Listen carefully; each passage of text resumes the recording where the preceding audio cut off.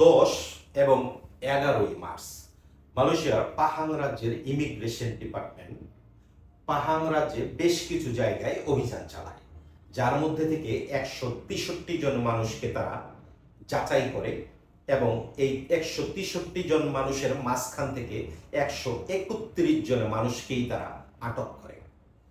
ভাবতে পারেন 163 জনের মধ্যে 131 জনকেই তারা আটক করছে। কথা হচ্ছে এই 131 জন মানুষ কি তাহলে অবৈধ? জি না। এই 131 জন মানুষের মধ্যেও বেশ কিছু মানুষ আছে যাদের ভিসা পাসপোর্ট আছে, বেশ কিছু মানুষ আছে যাদের ভিসা নাই। এখন কথা হচ্ছে এখানে ভিসা থাকা অবস্থায়ও কেন মালয়েশিয়ার ইমিগ্রেশন তাদেরকে আটক করছে? কারণটা হচ্ছে আপনার ভিসা কুয়ালালামপুরে আপনি কাজ করেন পাহাঙে, কিংবা আপনার ভিসা জোহর ডিস্ট্রিক্টে আপনি কাজ করেন পাহাঙে। এমন যারা আছেন তাদেরকে অনেক সময় ইমিগ্রেশন সাথে কোনো লেটার না থাকলে সাথে করে ধরে নিয়ে যায়। কারণ হচ্ছে এটাকে বলে তামপাট শালা। মালয়েশিয়ান ইমিগ্রেশনের নিয়ম অনুযায়ী আপনার এক জায়গায় ভিসা আপনি আরেক জায়গায় কাজ করতে পারবেন না।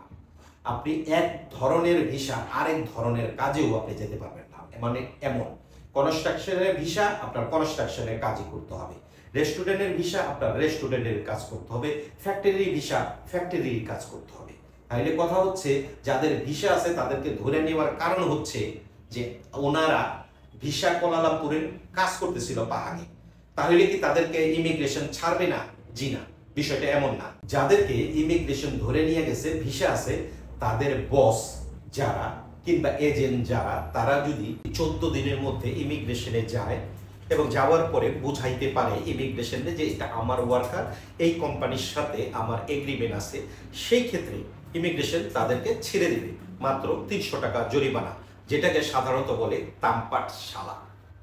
এখন কথা হচ্ছে যাদের বস 14 দিনের মধ্যে ইমিগ্রেশনে যাবে না তাদের কি হবে?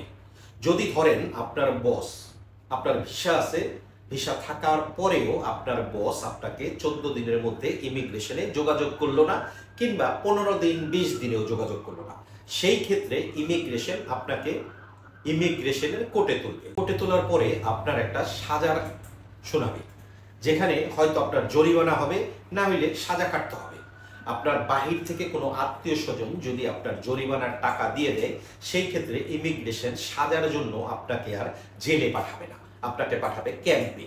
ক্যাম্পে যাওয়ার পরে আপনার কোনো আত্মীয় স্বজন যদি আপনাকে কোনো টিকিট দিয়ে দেয়, সেই ক্ষেত্রে ক্যাম্প থেকে আপনাকে দেশে পাঠিয়ে দেবে। তবে সেটাও সময়ের প্রয়োজন, কারণ ক্যাম্পে আপনার যাওয়ার সাথে সাথে, মানে এটা এমন, কোর্ট থেকে আপনি ক্যাম্পে যাওয়ার সাথে সাথেই আপনাকে কিন্তু দেশে পাঠাবে না।